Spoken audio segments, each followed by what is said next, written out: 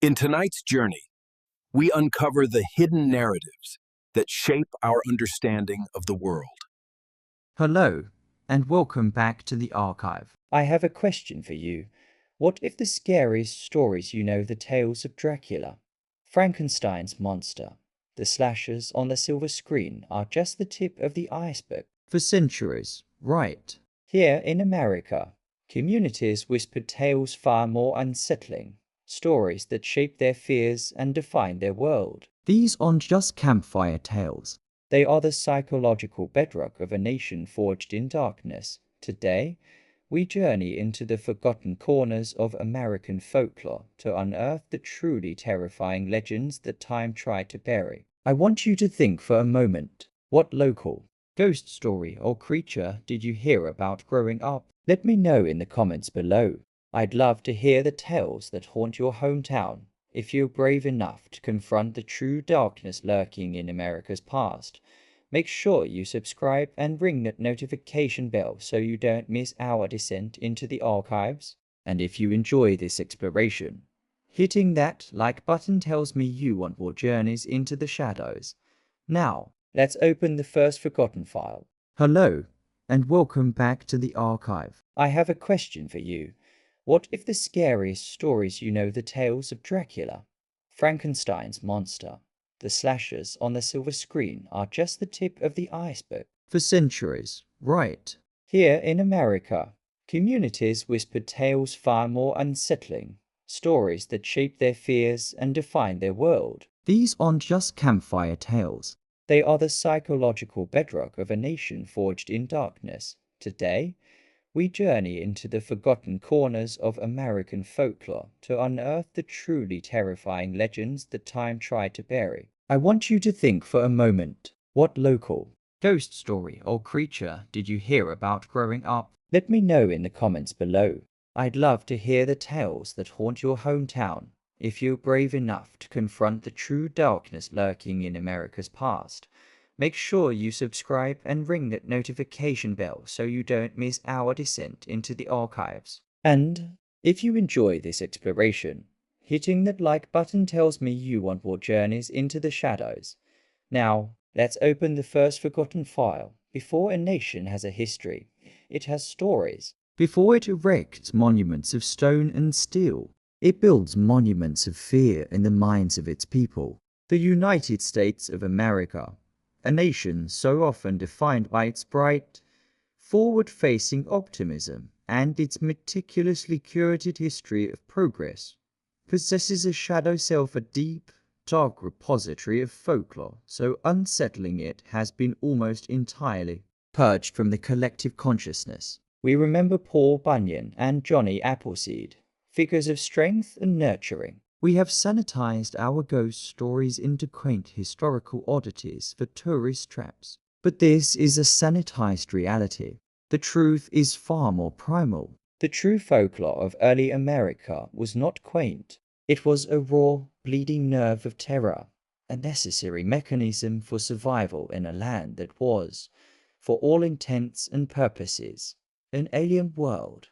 This is a reclamation project, an archaeological dig into the boneyard of buried narratives. We seek to understand not just the tales themselves, but why they have vanished. To do so is to understand the fears that truly built America. Our investigation begins in the icy heart of colonial New England, not with the infamous trials of Salem in 1692, but in the unnerving silence that followed.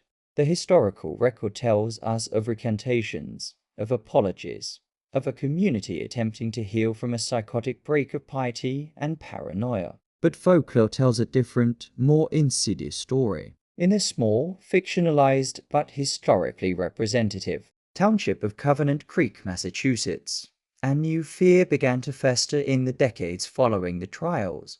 It was a fear born not of witchcraft, but of the guilt of false witness. It was the legend of the Silas-Bane. The name itself is a corruption, a folk etymology of Silence Bane, for the creature was said to hunt those who had remained silent in the face of injustice, those whose quiet complicity had sent innocents to the gallows. Unlike a ghost, The Silas-Bane was not the spirit of a specific victim seeking revenge. It was something worse, a manifestation of the community's own curdled conscience, an entity drawn into being by the gravity of a shared, unspoken sin accounts. From the period, pieced together from forgotten diaries and parish records stored in the dusty attics of historical societies, describe a being that was never fully seen. It was a thing of peripheral dread. A farmer, crossing his snow-dusted fields at dusk, would see not a figure, but the impression of a figure in the swirling snowman-shaped void where the flakes seemed to fall around something impossibly tall and gaunt. A woman, looking out her window at the stark winter moon, would see a fleeting, impossibly long shadow detach itself from the trunk of an ancient oak and glide across the pristine snow without leaving a single track. The Silas-Bane did not attack with tooth and claw. Its horror was psychological. Its presence was an omen of a specific kind of doom, social and spiritual decay. A household, it was said to mark, would fall into ruin. The patriarch would be struck by a sudden, inexplicable melancholy, unable to work his land or speak to his family, eventually wasting away in a silent stupor. Marriages would sour, children would grow sullen and cruel, and the family's name would become a whispered curse in the town. The Silas-Bane was a plague of the soul, and its vector was the guilt of Covenant Creek. It fed on the lie the community had told itself, the lie that the horror was over. Why has this tale, and countless others like it, faded into obscurity? Why do we remember the dramatic theatre of the witch trials, but not the creeping, psychological horror that grew in its shadow? The answer lies in the concept of cultural amnesia. The Silas-Bane was a story that served a purpose for a time. It was a pressure valve for a generation processing an immense trauma. But for their descendants, the story was not a tool for understanding. It was a shameful heirloom. It was a reminder that their ancestors were not just victims of hysteria, but also perpetrators of a great wrong. And so, the story was allowed to wither. It was inconvenient. It complicated the clean, heroic narrative of hardy Puritan settlers building a new Jerusalem. It was easier to forget. America, even in its infancy, was learning to bury its ghosts. This tale sets the stage for our entire exploration, uncovering the powerful, unsettling nature of what has been lost, and questioning the comforting narratives we have built over their graves. As colonists pushed beyond the relative safety of coastal settlements like Boston and Philadelphia, they left the world they knew behind. They entered a realm that was, to their European sensibilities, a place of profound and terrifying emptiness, the great American wilderness. The vast primordial forests of the Appalachian Mountains were not just a physical barrier, they were a psychological one. In the deep woods, the familiar rules of God and man seemed to fall away, replaced by an older, darker set of laws. It was here, in the crucible of isolation and fear, that some of America's most potent and disturbing legends were born. While the story of the Jersey Devil is relatively well known, its modern caricature as a quirky local monster betrays the sheer terror it originally embodied. The original tale was not of a prankish cryptid, but of a divine punishment, the 13th child of a witch, born a demon, a living symbol of blasphemy that stalked the Pine Barrens. For the God-fearing communities of southern New Jersey, the creature was a constant, lurking reminder of damnation. It was the wilderness given a satanic form, its screeches in the night a direct challenge to the sanctity of their settlements. But for every Jersey Devil, there are a dozen entities that have been lost to the fog of time. Journey with me, in spirit, to the western frontier of the 1760s, a volatile landscape defined by the Royal Proclamation of 1763, which forbade settlement west of the Appalachians. To the British Crown, this was a political line on a map. To the Scots, Irish and German immigrants pushing against it, It was the edge of the known world, in the valleys and hollows of what would become West Virginia and western Pennsylvania. They lived in a state of constant, low-grade fear. Fear of starvation during the brutal winters, fear of disease, fear of raids from displaced and rightfully enraged Native American tribes, and fear of something else. Something they called the Glimmer Man. The Glimmer Man was not a creature of flesh and blood. It was a phenomenon, a being of light and misdirection. The legend speaks of lone hunters or travelers deep in the forest who would suddenly feel they were being watched. They would then see it a flicker in the corner of their eye, a brief, heat-like shimmer in the air between the trees, even on the coldest winter day. It was described as looking like the sun dancing on water, but in the dead of the woods. At first, the shimmer was distant, almost beautiful, but it would slowly, patiently draw closer. The true horror of the Glimmer Man was its effect on the mind. To see it was to lose your bearings completely. A hunter who knew the woods like his own hand would suddenly find himself turned around, unable to recognize familiar streams or rock formations. The sun would seem to be in the wrong part of the sky. His compass would spin uselessly. The Glimmer Man didn't hunt you. It made you lose yourself. The stories always ended the same way. The victim, panicked and disoriented, would run. He would stumble through the freezing woods for days, growing ever weaker, all the while catching fleeting glimpses of the shimmering, dancing light that seemed to herd him deeper into the wilderness, further from home. He would eventually succumb to exposure or starvation, often found weeks later, frozen solid, in a part of the forest no sane person would ever have reason to enter. At first, the shimmer was distant, almost beautiful, but it would slowly, patiently draw closer. The true horror of the Glimmer Man was its effect on the mind. To see it was to lose your bearings completely. A hunter who knew the woods like his own hand would suddenly find himself turned around, unable to recognize familiar streams or rock formations. The sun would seem to be in the wrong part of the sky. His compass would spin uselessly. The Glimmer Man didn't hunt you. It made you lose yourself. The stories always ended the same way. The victim, panicked and disoriented, would run. He would stumble through the freezing woods for days, growing ever weaker, all the while catching fleeting glimpses of the shimmering, dancing light that seemed to herd him deeper into the wilderness, further from home.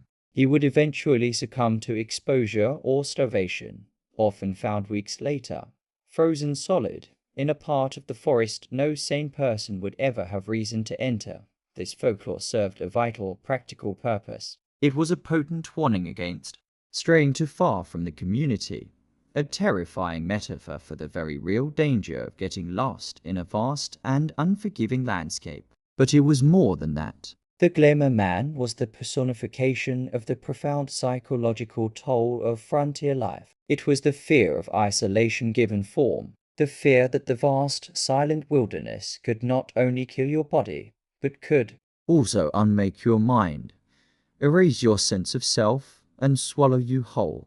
The Glimmer Man represents a fundamental colonial terror, the fear that the new world was not an empty slate to be written upon, but a powerful, ancient place that could, with terrifying ease, unwrite you as America thundered into the late 19th and early 20th centuries. The nature of its fears began to change. The primordial dread of the wilderness, while still potent in the shrinking frontiers, was slowly being supplanted by a new set of anxieties, the anxieties of the machine. The Industrial Revolution, with its promise of progress and prosperity, brought with it a dark underbelly of smoke, steel, and human suffering. The folklore of this era reflects a nation grappling with the immense, often brutal, transformation of its landscape and its soul. The ghosts were no longer confined to the forest. They were now haunting the factories, the railroads, and the mines. Phantom trains, like the spectral funeral train of Abraham Lincoln said to chug along the rails on the anniversary of his death, became a common motif. These stories captured the awe and terror of the locomotive, a symbol of unstoppable, world-altering power. But perhaps no industry generated more potent and terrifying folklore than coal mining. Deep beneath the hills of Pennsylvania, West Virginia, and eastern Ohio, men toiled in conditions that were, by any modern standard, hellish. The constant threat of cave-ins, black lung disease, and explosive gas leaks created a culture of deep-seated fatalism and superstition. It was in this suffocating darkness that the legend of the Soot-Lungs was born. The Soot-Lungs were not the ghosts of individual miners killed in a specific disaster. They were said to be a collective entity, a spectral manifestation of the disease that claimed so many. Miners would speak of working at deep seam late at night and hearing a sound that was not rock settling or timbers groaning, but a wet, rattling cough echoing from an empty, worked-out tunnel. Others would claim to see a fleeting sheep in the gloom ahead, a figure made not of shadow, but of thick, roiling coal dust, its form constantly cohering and dissolving. The most terrifying encounters, however, were tactile and auditory. A miner alone in the dark would feel a sudden, intense pressure on his chest, as if a great weight were settling upon him, making it impossible to breathe. The air would grow thick and heavy, tasting of stale dust and the grave. Accompanying this crushing sensation was the sound of ragged, desperate gasping of 1,000 men dying of black lung, a sound that seemed to come from inside the victim's own head. The attack would last only a moment, but it would leave the miner shaken to his core, gasping for air in the darkness, his lamp flickering as if starved of oxygen. The Soot-Lungs were a direct reflection of the anxieties of the industrial worker. They were not a monster to be fought, but a condition to be endured, an inevitability. The entity embodied the slow, creeping death that awaited them all, the poison they breathed in with every shift. It was a folkloric representation of occupational disease, the human cost of progress made terrifyingly real. It was the fear that the very work that fed your family was also, piece by piece, turning your own lungs to stone and dust. Similarly, the infamous Mothman sightings in 1960's Point Pleasant, West Virginia, can be viewed through this lens of technological dread. While often categorized as a modern UFO or cryptid encounter, its context is crucial. It appeared in an area dominated by Cold War-era military installations and decaying industrial infrastructure. The creature, with its glowing red eyes and fast wings, was seen around an old World War II TNT plant. Its appearance culminated in the tragic collapse of the Silver Bridge, a disaster that killed 46 people. Whether real or mass hysteria, the Mothman became a powerful symbol for a community living under the shadow of both past and future technological horrors, the lingering poison of old industry and the existential threat of nuclear annihilation.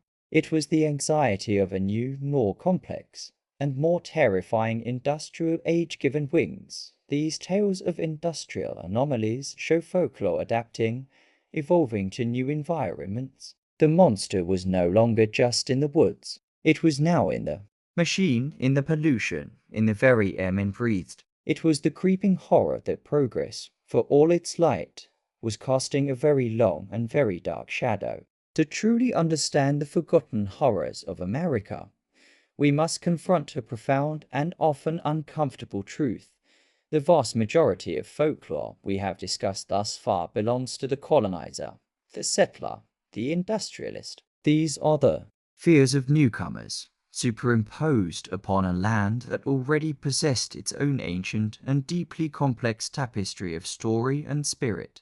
For millennia before the first European ship breached the horizon, the peoples of this continent had their own narrative stories, not of a new world, but of the world in all its danger, wonder, and spiritual power. The treatment of indigenous American folklore by the dominant culture has been a tragedy of its own. It has been ignored, exoticized, commodified, or worse, deliberately misinterpreted and twisted into monstrous caricatures for horror films, severing the stories from their vital cultural and moral context. Our purpose here is not to appropriate, but to acknowledge and respect, to understand that these are not simply monster stories, but integral parts of a worldview, lessons etched into the very soul of a people.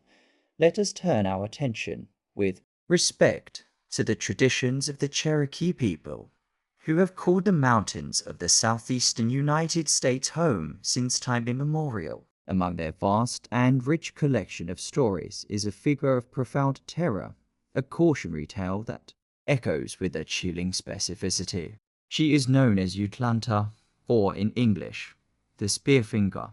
Utlanta was a shapeshifter, a powerful being who could appear as a beloved grandmother or a familiar aunt, her true form hidden beneath a guise of love and trust. Her name came from her most terrible feature. Her entire right forefinger was a single, solid shard of stone, as hard and sharp as an obsidian spear point. She kept this weapon hidden, often tucked away, only revealing it at the final, dreadful moment.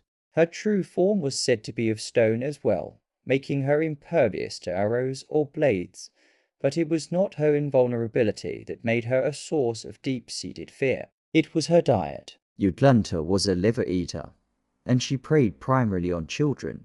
She would use her shape-shifting abilities to infiltrate communities or, more often, to lure solitary, disobedient children away from the safety of their villages. A child who had wandered too far into the snowy woods chasing a rabbit would hear the voice of his mother calling him, not back toward home, but deeper into the forest.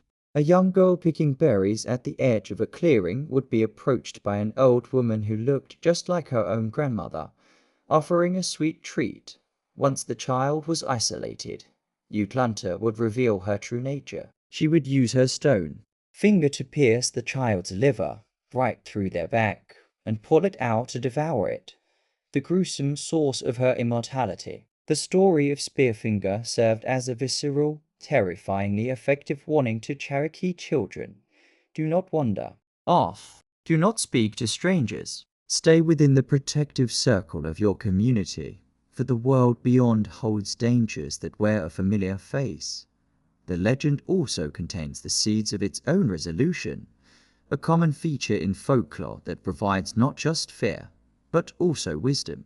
The people eventually discovered that her power and life force were not in her stone body, but hidden in that single finger. During a great battle where she was tricked into a pit, the villagers could not harm her stony form. It was a small bird, the titmouse, that landed on her hand, revealing the location of her heart. A single warrior with a true aim was able to shatter the stone finger, destroying Utlanta forever. The story thus becomes a lesson not only in obedience, but in the importance of cleverness, observation, and communal action over brute force. Utlanta is more than a witch. She is a complex cultural artifact, a story that protects, teaches, and defines the boundary between the safe, known world of the village and the dangerous, unknown world of the wilderness. This level of cultural and environmental specificity is also a hallmark of the most potent regional American legends tales that never achieved widespread recognition because their horror was inextricably tied to a single, isolated place. These are the stories that belonged to the fishermen of the Great Lakes, the loggers of the Pacific Northwest, or the ranchers of the high desert. Terrors that held immense power in their communities, but meant little to outsiders. Travel now to the icy shores of Lake Superior in the late 19th century.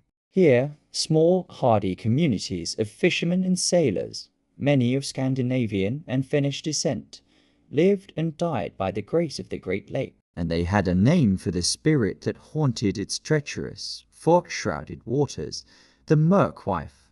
The Merkwife was not a creature of flesh and blood like a Nessie or a Champ. She was a being of fog and freezing water, a personification of the lake's most deadly moods. The legend says that on days when a thick, unnaturally silent fog would roll in off the lake, blanketing the coastline and swallowing ships whole, the Merkwife was hunting. She did not attack boats or drown men with force. Her method was far more insidious, preying on the psychology of the isolated sailor, out in the disorienting, grey nothingness of the fog.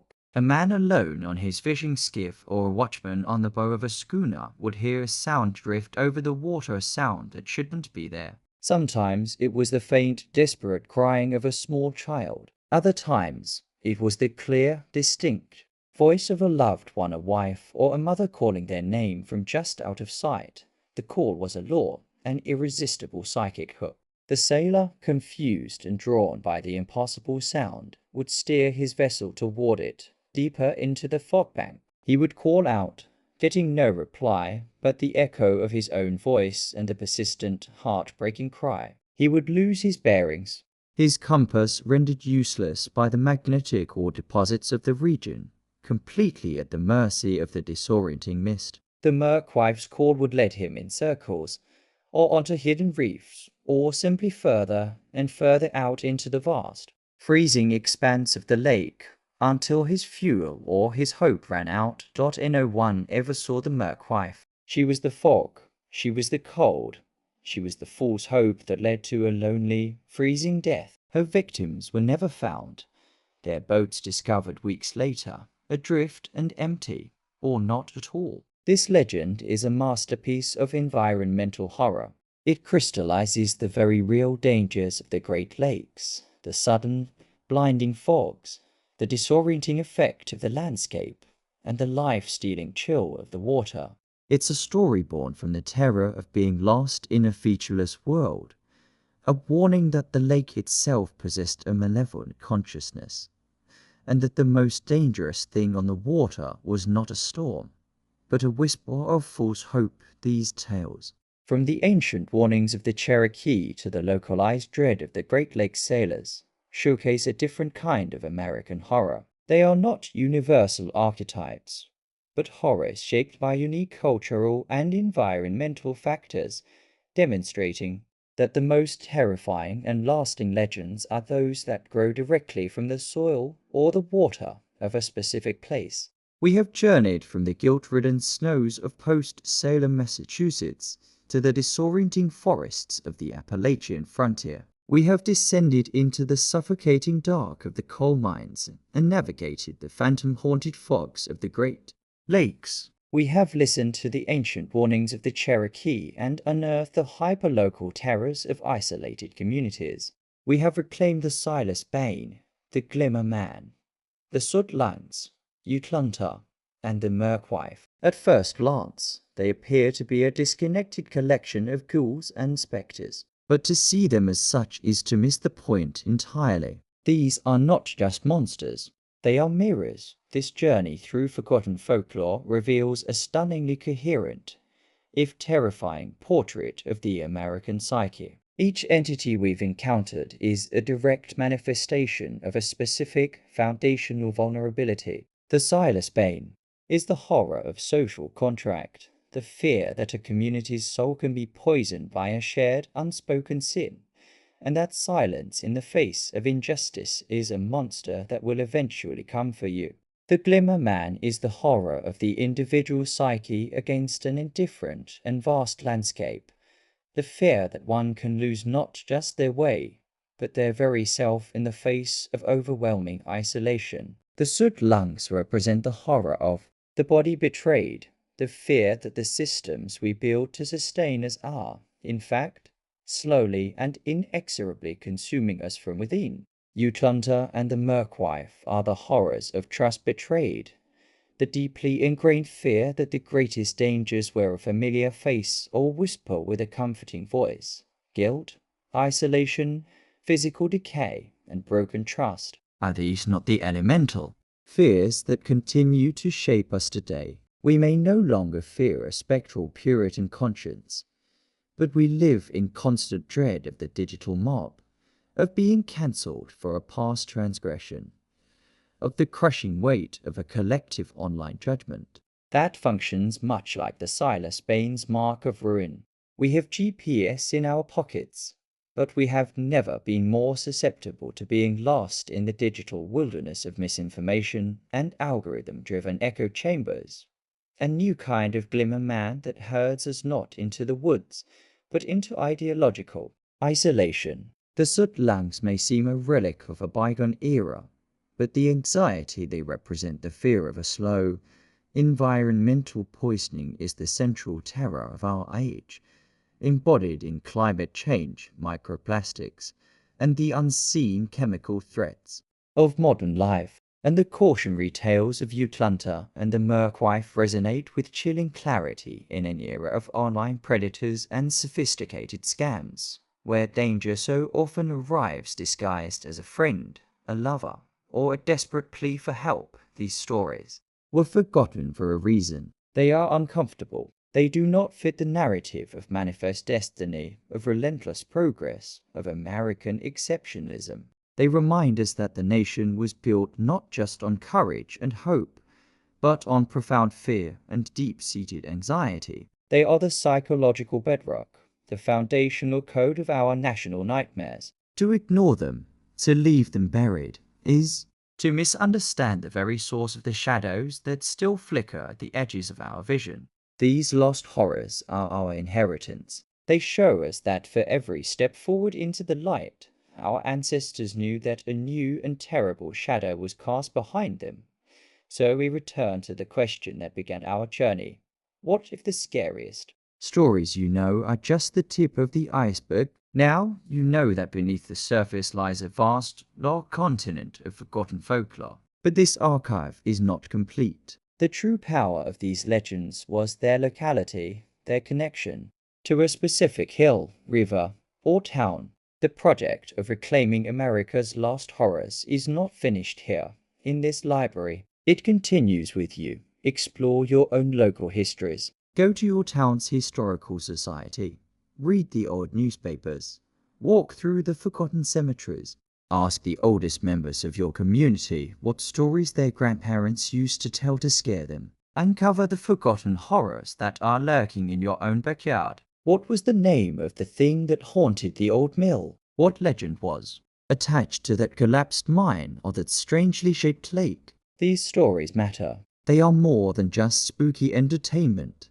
They are a direct line to the fears and beliefs that shape the world you now inhabit. They are the unseen legacy that haunts us all. By reclaiming them, we do not just learn about the past. We learn about the anxieties that still flow, like a dark river beneath the surface of the present. The scariest stories are, and always will be, the ones we've forgotten, because they tell us the most about ourselves,